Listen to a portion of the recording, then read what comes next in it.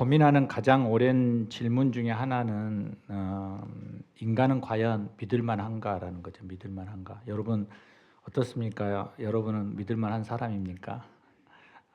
또 하나는 인간의 성품이 선한가 악한가?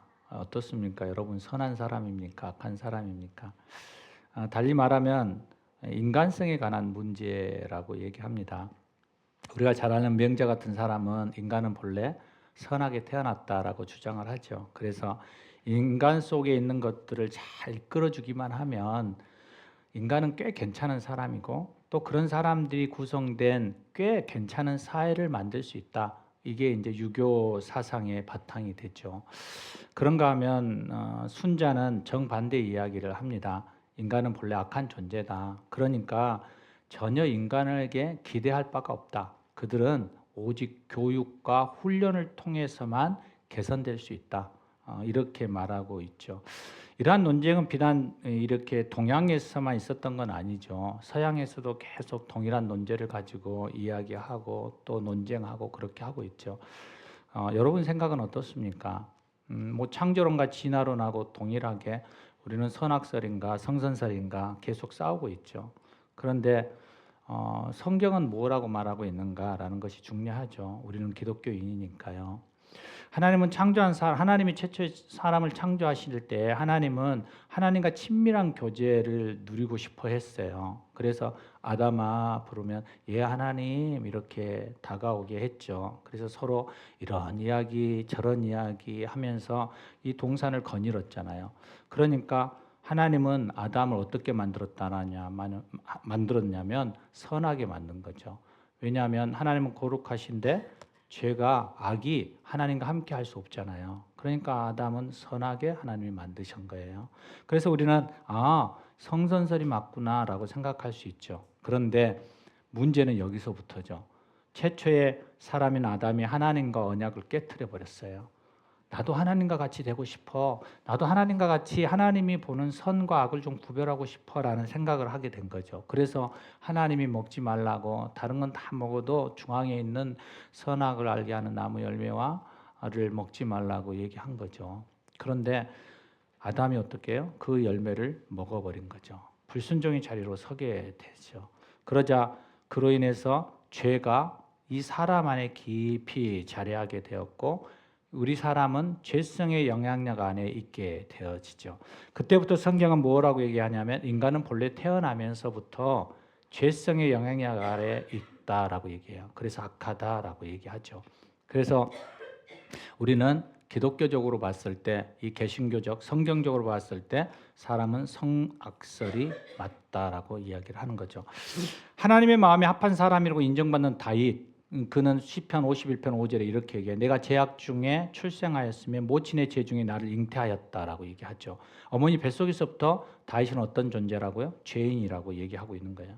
그런가 하면 동방의 의인이라고 얘기했던 이 욥도 욥기 1장 21절에 보면 가로되 내가 모태에서 적신이 나왔고 또 적신이 그리로 돌아가게 할지어다라고 얘기하거든요.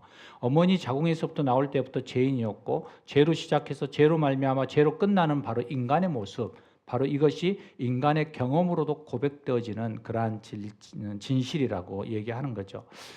그러므로 사람의 본성 자체가 뭐냐면 죄의 속성을 가지고 있어요. 그래서 죄성을 가지고 있기에 우리는 범죄할 수밖에 없는 존재라는 것을 이야기하고 있죠. 이것이 지금 우리가 계속해서 보고 있는 인간에 대한 결론이에요. 결론. 그래서 인간은 죄인이다라고 얘기하는 거죠. 바울이 그렇게 강조하면서 이 16장의 로마서에서 5분의 1인 3장을 거쳐서 이 논리를 지금 기록하고 있는 거거든요. 우리가 살펴보았듯이 1장에 뭐예요? 헬레니즘 문화를 가지고 있는 이 대표적 국가인 로마, 이 로마 제국에서 그들이 가지고 있는 죄악을 폭로하잖아요. 그 당시에 하나님 없이 살아가는 모든 이방의 사람들을 대표해서 이 로마 사람들을 향하여서 이렇게 얘기하죠. 그들이 자랑했던 문화, 그들이 자랑했던 정치, 그들이 자랑했던 사회와 상관없이 그들이 얼마나 깊은 불신앙과 부도덕적인 삶 속에서 그 죄악 속에서 빠져 살아가고 있는지를 우리는 1장을 통해서 보았잖아요. 그리고 2장에 들어서 그러면 이방인들, 하나님을 모르는 사람 뿐만 아니라 그러면 하나님을 알고 살아가는 유대인 너희들은 괜찮아? 라고 얘기했을 때 바울은 매우 도덕적이고 매우 종교적임에도 불구하고 그래도 여전히 너희는 죄인이라는 그런 논증을 가지고 고발하게 되는 게 2장이죠. 그리고 오늘 3장에 딱 들어와서 그렇다면 헬라인, 이방인이나 유대인 바로 하나님의 선택된 선민들이나 어떻게 모든 사람이 죄에 대한 결론을 딱 내리는 거예요. 그게 9절이거든요. 그러면 어떠하려? 우리는 나으뇨? 결코 아니니라. 유대인이나 헬라인이나 다 어디 죄 아래 있다고 우리가 이미 선언하였다라는 거예요. 그래서 뭐예요? 10절에 그러므로 다 죄인이다 라는 결론 앞에 서는 거예요. 우리는 이것에 대해서 먼저 인정해야 되는 마음이 있어야 되는데 우리는 때때로 유대인들과 같은 그런 생각이 우리 마음속에 이렇게 자리할 때가 있거든요. 오늘 본문을 보면 유대인의 생각은 좀 달랐어요. 바울의 이야기하는 모든 사람이 죄인이라고 얘기했을 때 유대인들은 아니야 라고 이렇게 반론을 제시하고 있죠. 그게 3장의 소두예요. 유대인들이 너희들 모든 사람들이, 이 세상의 모든 사람들이 죄인이야 라고 얘기하니까 유대인들이 이렇게 얘기한 거예요. 우리가 이방인과 똑같은 죄인네라면 우리가 어떻게 하나님으로부터 선택받고 우리의 할례는 어떻게 되느냐라는 이러한 반론들을 제기하거든요. 그 첫 번째가 그게 뭐냐면 우리는 신앙적인 특권을 가지고 있어. 그래서 이방인들과 하나님을 모르는 사람들과는 달라. 이렇게 변론을 제기해요. 그것이 뭐냐면 1절이에요. 그런즉 유대인의 나음이 무엇이며 할례의 유익이 무엇이냐라는 거예요. 하나님을 선택받은 백성이라고 우리가 부르는데 어떻게 이방인과 똑같은 죄인된 사람이라면 우리가 하나님 앞에 선택받은 게 무슨 의미가 있고 우리가 하나님으로부터 할례를 받으라 해서 할례를 행한 것이 무슨 유익이 있냐라는 거예요. 지금의 말로 하면 이런 거예요. 여러분 한번 들어보십시오. 우리가 구별된 교인인데 우리가 교회 공동체에 소속돼서 예배를 드리는 특권도 있고 얼마 전에 세례를 받았잖아요. 세례를 받은 유익이 있는데 이게 무슨 의미가 있냐라는 거예요. 여러분 공감되지 않습니까? 그래서 바울이 대답하는 게 2절이에요. 맞아. 너희는 범사에 유익함이 많아 라는 거예요. 여러분 유익함이 많은 거예요. 예수를 믿고 하나님 안에 서 있는 우리는 유익함이 많아요. 왜냐하면 그 유대인들에게는 이렇게 얘기해요. 너희가 하나님의 말씀을 맡았고 우리는 하나님을 아버지라고 부를 수 있는 그러한 특권들이 있으니까 얼마나 유익함이 많아요. 놀라운 특권이죠. 그런데 바울이 그것을 인정해요. 맞아라고 맞아. 그러면서 그 맞다라고 이야기하면서 무언가 여운이 있는 거예요. 그게 뭘까요? 그게 너희들 놀라운 특권을 인정해. 그런데 그 말씀대로 너희가 살아가고 있어? 라고 묻는 거죠. 믿음의 삶에 대한 질문을 하고 있는 거예요. 너희가 모세의 율법과 너희가 토라를 하나님께로부터 받은 건 굉장한 특권이야. 그런데 그 특권을 가지고 그렇게 하나님이 원하는 삶을 살고 있어? 라고 반문하고 싶은 거죠. 여러분 그 이야기는 우리에게도 동일하게 이야기하는 것과 같아요. 너희가 하나님을 아버지라고 부르고 그 아버지 앞에 예배자로 나아가는데 그러면 너희가 하나님의 자녀로서 잘 살아가고 있어? 하나님의 영광을 위해서 너희가 잘 이 땅 가운데 말씀 안에서 살아가고 있어? 라고 질문하는 것과 같은 거죠. 두 번째 유대인들이 항변하는 게 뭐냐면 하나님의 언약의 도구로 우리가 쓰임받고 있다는 거예요. 하나님이 아브라함을 중심으로 해서 너희를 택한 백성이라고 내가 너희로 인하여 복의 근원이 되게 할 거야 라고 말씀하셨잖아요. 그러니까 그 언약의 도구로 누가? 유대인들이 지금 쓰임받고 있다는 거예요. 그래서 어떻다라는 거예요? 그들은 하나님 앞에 죄인이 아니라고 얘기하고 있는 거죠. 한 민족의 그들의 백성의 불신앙의 그런 모습, 하나님의 말씀에 불순종하고 있는 그 민족을 통해서 하나님이 이루시고자 하는 그 계획과 약속들을 하나님이 어떻게 하겠느냐는 거예요. 그들이 불순종하고 그들의 불신앙을 가지고 있다 할지라도 하나님이 그러면 그들을 선택하여서 이루시고자 하는 그 언약에 대해서 하나님이 전전 무효화해 버릴 것이냐라는 거예요. 그러면 어떻게 될까요? 하나님의 그 신실함, 그 하나님의 성실함에 대해서 뭔가가 문제가 생기는 거잖아요. 하나님은 우리와 상관없이 하나님의 뜻, 하나님의 언약을 이루어 가시기를 원하시고 그렇게 하시는 분이시잖아요. 그러니까 유대인들이 이렇게 얘기하는 거예요. 3절에 어떤 자들이 믿지 아니하였으면 어찌하리요? 그 믿지 아니함으로 하나님의 미쁘심이 패하겠느냐라고 얘기하는 거예요. 하나님이 그러면 우리 안에 약속을 무효화할 것이냐라는 거예요. 그러자 바울이 뭐라고 했냐면 그럴 수 없다라고 얘기해요. 아니야라고 얘기하죠. 백성들이 불성실함 가운데에도 불구함에도 하나님은 언약을 하신 것을 행하고 지켜가실 거라는 거예요. 이것이 하나님의 성실성에 대한 바울의 고백이에요.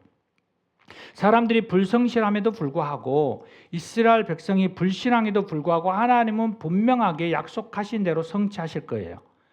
그것을 통해서 하나님의 그 성실하심이 높이 드러나게 될 거라는 거죠.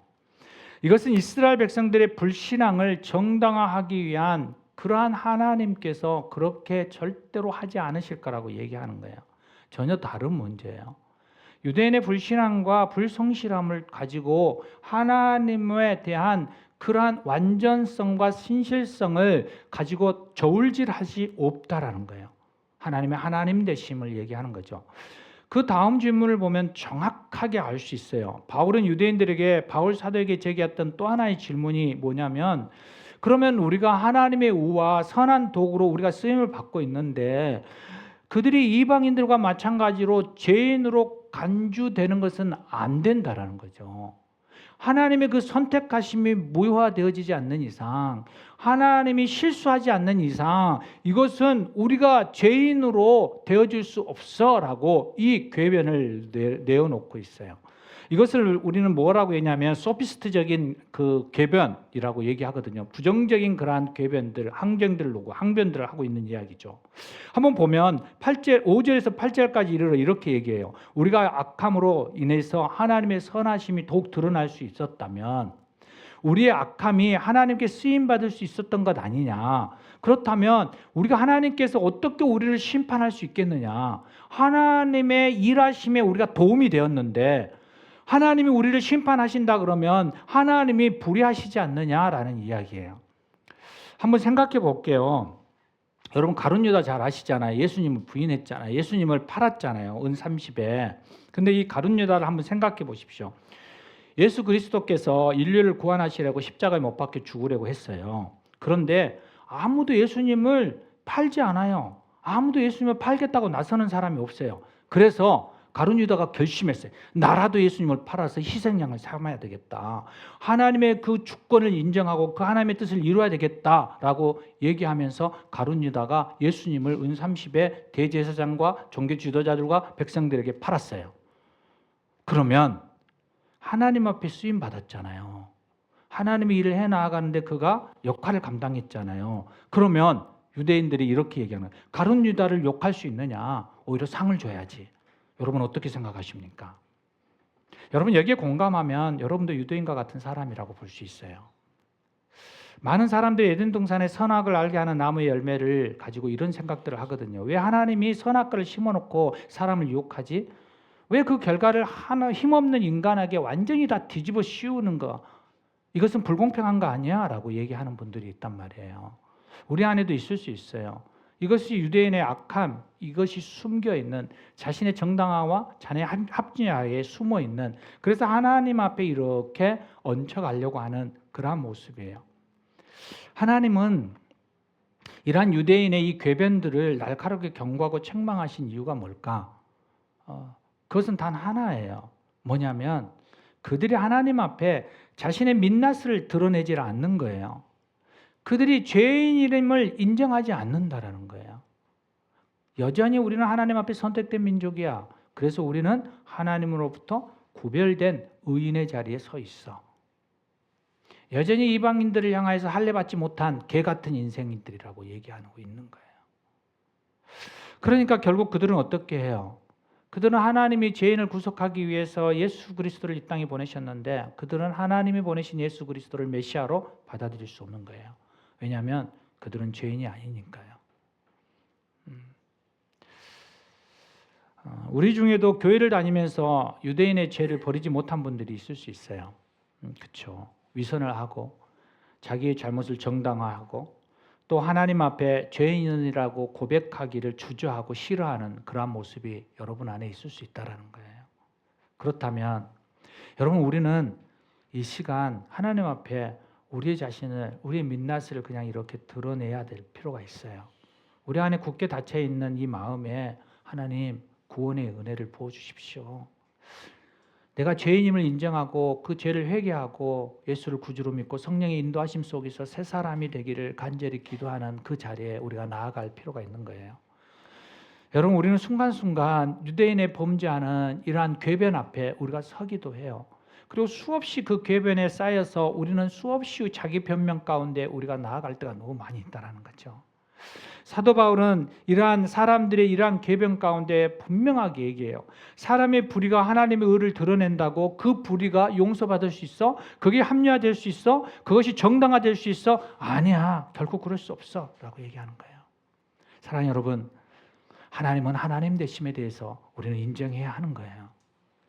그게 9절이에요. 그러면 어떠하뇨라고 시작하잖아요. 이런 얘기죠. 이제 결론적으로 말한다면 유대인도 정죄를 받는데 하물며 예수를 믿는 우리는 어떻겠냐라는 거예요. 하나님이 선택하여 너희는 나의 백성이야, 나에게 구별한 나의 제사장이야 라고 말했던 그 유대인들도 너희는 죄인이야 라고 하나님이 말씀하시는데, 선택받지 않는 이방인 안에서 우리가 예수를 믿는 그 조건 안에 들어왔는데 그러면 너희들은 어떻겠냐라는 거예요. 하나님이 너희를 볼 때 어떻겠냐라는 거예요. 유대인도 내가 선택하여서 내 사람이라고, 내 자녀라고, 내 백성이라고 말했던 그들도 내가 너희가 죄인이야, 너희는 악한 자야라고 말하는데 너희일까 보냐라는 거예요. 그래서 예수 믿는다 우리는 안 믿는 자와 비교해서 뭐예요? 나은 데가 하나도 없다라는 거예요. 결코 우리는 나은 것이 없는 거예요. 그래서 이렇게 얘기하는 거죠. 유대인이나 헬라인이나 믿는 자나 안 믿는 자나 모든 인간의 본질상 그 밑바탕은 비슷하다. 비슷하다. 선악살이다. 모두 죄 아래에 있다. 이렇게 선언해버려요. 결정하고 판결한 거예요. 너희는 모두 죄 아래에 있다. 그래서 너희는 죄인이다. 이게 판결문이에요. 여러분, 오늘 이 시간 누군가가 당신에게 찾아와서 당신도 죄인입니다 라고 말한다면 여러분 어떻게 반응하시겠습니까? 우리는 그 앞에 예, 맞습니다. 나는 죄인입니다. 이렇게 고백할 수 있는 자리로 나아가기를 주의 이름으로 축원합니다. 이때부터 시작하는 거예요. 이때부터. 죄송합니다. 그러면서 이제 우리의 인간 존재 그 자체가 죄인됨을 드러내고 있는 이 상황 속에서부터 우리가 나아가는 거죠. 그러면 본문 우리가 10절, 12절을 읽을 수가 있어요. 우리의 죄인됨에 대한 일반적인 선언이 기록되어 있거든요. 요약하면 이런 거예요. 하나님의 관점으로 보면 의인도 없어요. 구도자도 없어요. 선인도 없어요 라고 얘기하는 거죠. 여러분, 사람과 사람 속에서 이 상대적인 비교를 하면 저 사람은 좀 의인이야, 저 사람은 좀 성자야, 좀 저 사람은 더 선한 것 같아 라는 이러한 차별, 이러한 구별은 있지만 하나님의 절대적인 관점으로 보면 하나님이 볼 때 의인도 구도자도 선인도 존재할 수 없다라는 거예요. 이게 바울의 선언이에요. 유대인을 향한 반박이에요. 수많은 사람들의 철학자와 종교인들이 진리와 절대자를 찾고 있다라고 우리가 말할 수 있지만 우리나 그 앞에 성경은 뭐라고 말하는지 우리는 분명하게 알고 있어야 된다는 거죠. 신학자인 칼 바르트는 이렇게 얘기해요. 사람들이 하나님을 찾고 있는 것 같지만 사실 우상을 찾고 있는 것에 불과하다라고 얘기하는 거예요. 우리 안에 지성의 만족을 위한 그 신을 찾고 우리의 욕구를 충족할 수 있는 신을 찾고 우리는 수많은 신들을 만들어 가고 있잖아요. 창조주 하나님이 아니면 여러분 우리 안에서부터 모든 것들은 우상에 불과하다라고 이 칼 바르트가 얘기하고 있는 거죠. 사랑하는 여러분, 여러분은 어떤 하나님을 찾고 계십니까? 우리의 삶을 바꿀 수 있는 창조주, 심판주이신 하나님인가요? 아니면 여러분을 만족하고 여러분을 기쁘게 할 수 있는 단순한 우상인가요? 우리는 결정하셔야만 해요. 그리고 그 결정 앞에 우리가 나아가야만 해요. 하나님은 우리에게 말씀하시는 거예요. 너희가 하나님을 선택하랴? 아니면 바알을 선택하랴? 내가 진정한 하나님 앞에 너희가 머무를 것인가? 아니면 너희의 욕망과 욕구를 채워주는 것 앞에 너희가 머무를 것인가? 선택하라고 얘기하는 거죠. 파스칼은 이렇게 얘기해요. 이 세 가지의 단어에 나는 결코 사용하지 않는다라는 거예요. 어떤 단어냐면 의인이다, 위인이다, 성자다. 그는 이렇게 얘기하는 거죠. 이 의인과 성자는 이 세상에 존재할 수 없다라고 얘기해요. 그러면서 이 땅에 오직 한 종류의 사람만 존재한다. 그들은 죄인이다. 철학자들도 이렇게 얘기하잖아요. 그러므로 우리가 정말 우리의 민낯을 볼 때 우리는 죄인이라고 이렇게 결론을 내리시길 부탁드립니다. 그러면 이 죄인을 서술했던 바울이 구체적인 진술을 볼 수 있어요. 어떻게 진단하냐면 13절로부터 17절까지 우리가 쭉 보면 하나는 언어의 제약이고 또 하나는 행동의 제약으로 이렇게 구별해요.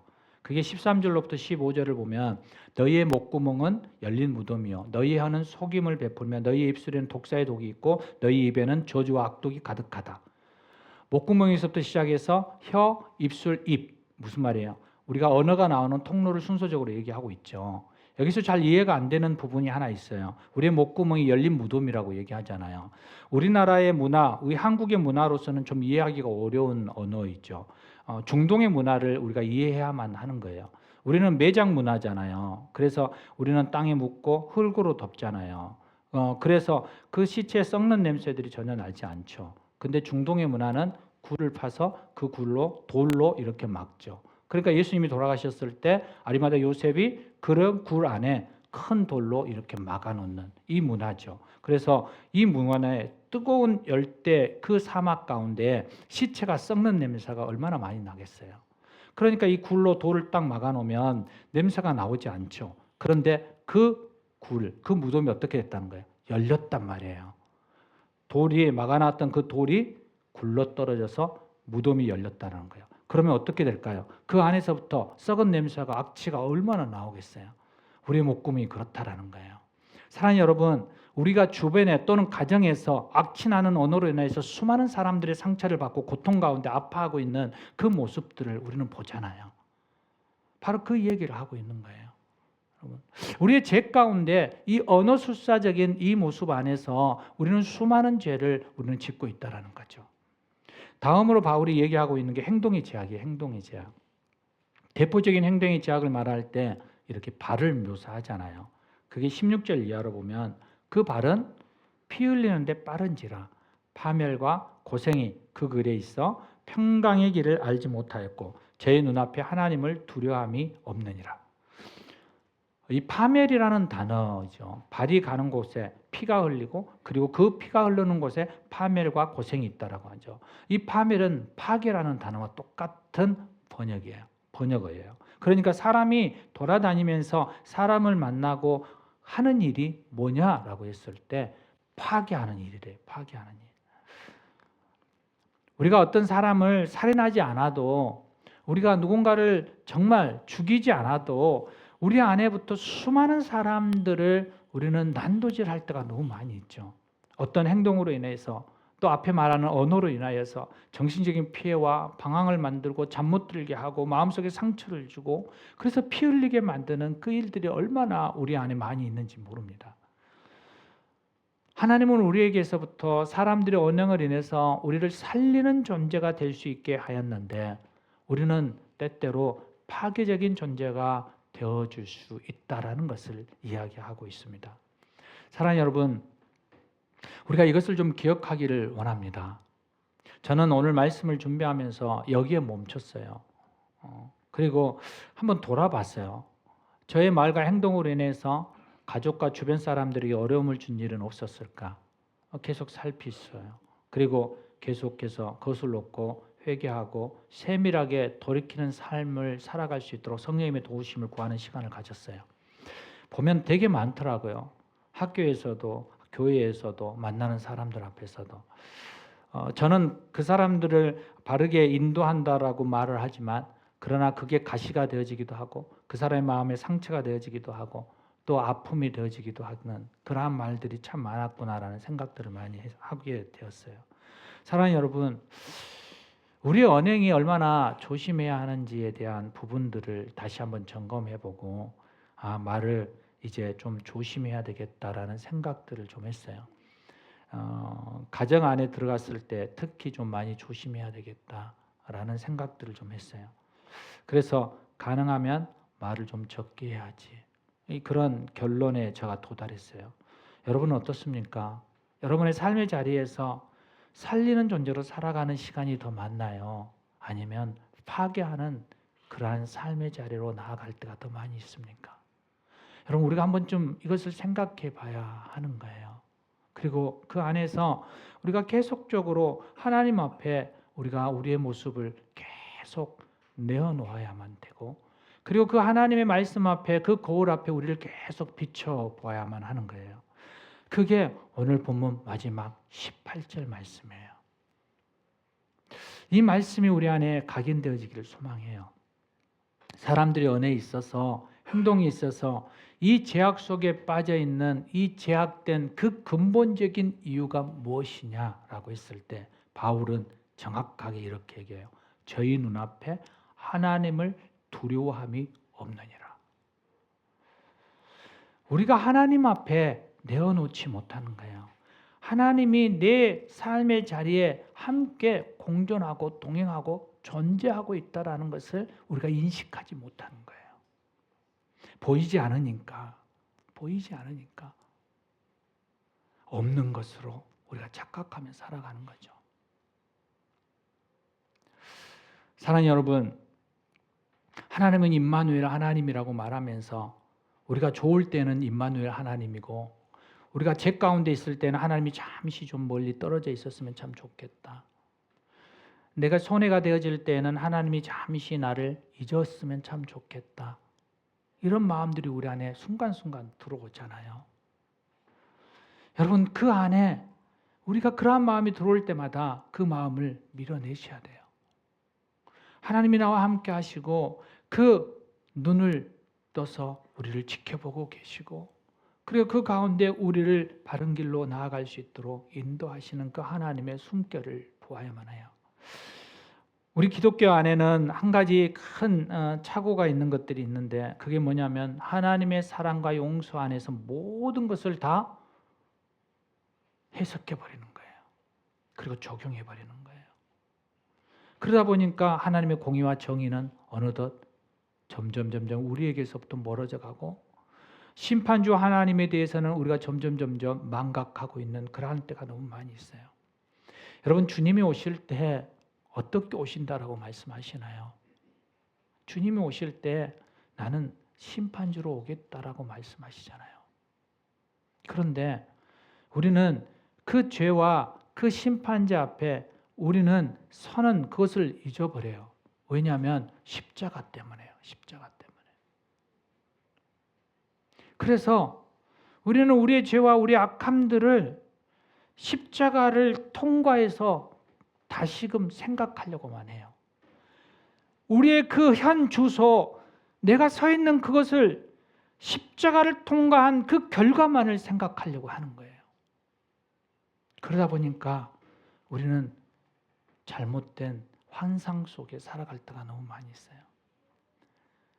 사랑하는 여러분, 하나님은 적는 자이시고 창조자이시고 또한 심판자이심을 기억하기를 소망합니다. 죄에 대해서 반드시 하나님은 그 대가를 찾으신다라고 말씀하세요. 그래서 여러분, 죄에 대한 두려움이 있어야 돼요. 두려움이. 그 죄로 인한 하나님의 심판에 대해서 계속 우리는 기억해야 하는 거예요. 그렇지 않으면 죄가 우리를 삼켜버려요. 무뎌져 버려요. 그래서 나중에는 죄가 죄인 줄 모를 때가 너무 많이 있어요. 성경을 묵상하다 보면 죄의 그물이 점점 작아지고 세밀해지는 것을 우리는 경험하게 되거든요. 왜냐하면 우리가 법적인 것들에 그러한 제도는 빠져나갈 수 있다 할지라도 우리의 양심을 벗어날 수 없고, 우리의 양심을 우리가 벗어나서 빠져나온다 할지라도 하나님의 말씀하시는 성령의 법을 벗어나기가 어려워요. 그런데 우리는 제도적인 눈에 보이는 제도적인 법규에 대해만 신경 쓰고 있어요. 그러다가 양심의 찔림이 있으면 에이 그래 내가 잘못했다. 양심의 거리낌이 있네. 그리고 그냥 그래도 어쩔 수 없지. 그러면서 우리가 합리화하면서 가죠. 그러니까 우리는 어디까지 넘어가지를 못해요. 성령이 우리의 죄에 대해서 말씀하시는 것에 넘어가지를 못해요. 우리는 법좌를 넘어서 양심이 화인받은 그러한 자의 자리에서 벗어나서 양심이 내게 말씀하시는 자리에까지 나아가고, 그리고 그 양심을 뛰어넘어 성령이 우리에게 말씀하시는 자리에까지 나아갈 때 우리는 하나님과 만날 수 있고 그의 분의 얼굴을 대면할 수 있고 그분과 친밀한 교제를 할 수 있다는 거예요. 사랑하는 여러분, 그래서 죄에는 민감하셔야 돼요. 죄의 모양이라도 버리라고 말하는 이유가 그거예요. 그래야 하나님 앞에 더 가까이 그 아버지의 마음이 내 안에서부터 역동적으로 말씀하시는 것을 우리는 더 가까이 들을 수 있다는 거죠. 사랑하는 여러분, 그러기 위해서는 하나님이 어떤 분으로 우리에게 다가오야 하냐면 바로 오늘 본문에서 말하고 있는 것처럼 바로 두려움의 하나님, 그 하나님으로 우리가 만나야 하는 거예요. 여러분, 하나님의 경외심, 그 거룩하심 앞에 우리가 경외한다라는 것은 하나님을 두렵고 떨림으로 그 하나님 앞에 선다라는 거잖아요. 그런데 하나님 앞에 서는데 우리 안에 떨림이 없어요. 우리 안에 두려움이 없어요. 당연한 것처럼. 유대인처럼 나는 떳떳해요. 하나님이 나를 선택했잖아요. 그러니까 하나님이 나를 만들어야죠. 나를 의롭게 만들고 나를 하나님의 사람으로 만들고 하나님이 사용하기 좋은 자로 만들어야죠.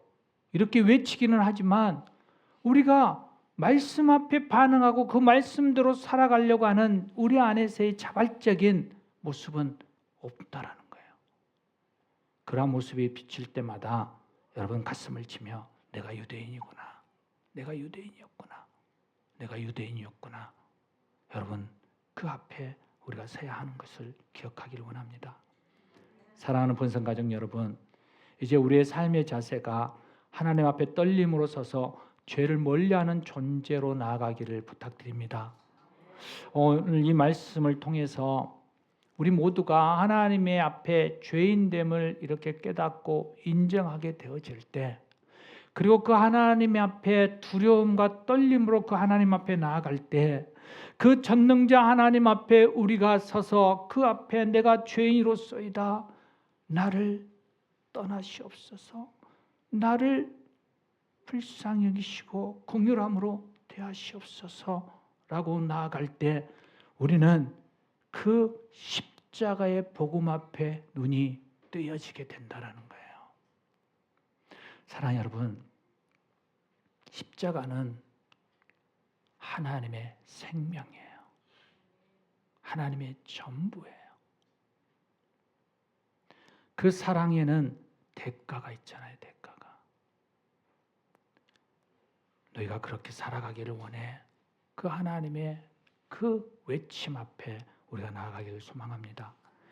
바울은 지금 이 크고 놀라운 예수님의 십자가의 복음을 전하기 위해서, 그 하나님의 크고 놀라운 그 사랑 앞에 우리를 세우기 위해서 이 어둡고 가슴 먹먹하고 힘든 이야기를 하나하나 우리에게 외치고 있는 거예요. 너희는 죄인이야. 너희는 죄인이야. 너희는 뭐라고 말이라 해도 너희는 죄인이야. 하나님 앞에 설 수 없는 사망 선고를 받은 죄인이야. 그 두렵고 떨림, 그 하나님 앞에 너희가 나아가야만 해. 그럴 때 나를 사랑하고 나를 도피성으로 안전하게 피할 그 예수 그리스도 앞에 너희가 설 수 있어라고 얘기하고 있는 것입니다. 사랑하는 여러분, 오늘 바울의 이 결론인 다 죄 아래 있느니라, 이 선언 앞에 저도 여러분도 예일 수 없습니다. 죄인인 우리는 그 하나님의 공의로운 심판과 진노를 피할 수 없음에도 불구하고 여전히 나를 사랑하시고 그리고 나의 그 죄를 해결하기 위해서 그의 아들 예수 그리스도를 십자가에 피 흘려 죽으시기까지 그 죄값을 치르신 그 구원의 사건 앞에 우리가 나아갈 때 그 크신 은혜와 그 선물과 같은 그 놀라우신 그 사랑이 우리 안에 절절하게 흘러가게 되어질 것입니다. 이 십자가의 구속의 은총 앞에 두렵고 떨림으로 서십시오. 그러면 우리는 진정한 용서를 경험하게 되고 새로운 생명을 우리는 하나님 앞에 공급받게 될 것입니다. 오늘 이 시간 여러분 안에 이 고백이 있기를 주의 이름으로 부탁드립니다. 오 주님, 나는 죄인입니다. 이 죄인을 십자가 앞에 서게 하시고 그 사랑으로 용서하여 주신 그 은혜 감사합니다.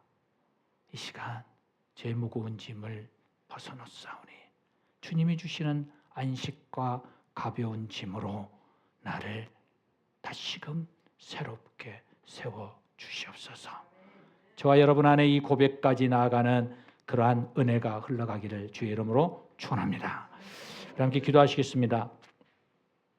오늘 이 시간 우리가 마지막 바울의 결론 앞에 섰습니다. 다 죄 아래에 있다.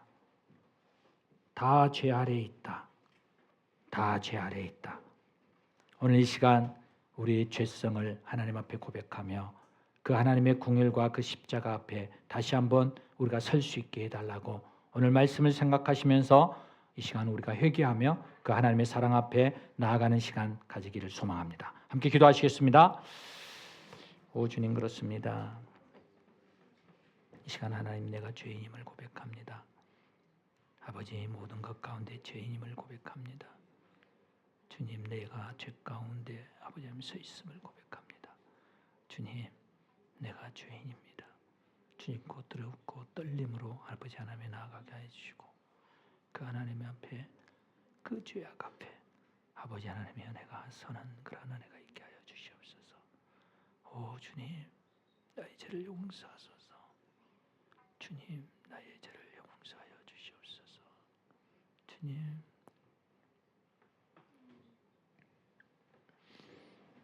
하나님, 수없이 많은 유혹과 갈등과 그로 인해 우리가 결정하고 나아갔던 우리의 수많은 죄악들을 이 시간 고백합니다. 말로 인해서, 또 행동으로 인하여서, 또 생각으로 인하여서 하나님 앞에 교만한 모습으로 우리가 나아갔던 그 모든 것을 이 시간 죄로 인정하고 고백하오니 주님, 십자가의 보혈로 용서하여 주옵소서. 이 시간 다시 한번 그 예수 그리스도 앞에 다시금 세워지는 새로운 피조물로서의 삶을 살아내게 하여 주시옵소서. 우리 주 예수 그리스도 이름으로 기도합니다. 아멘, 아멘.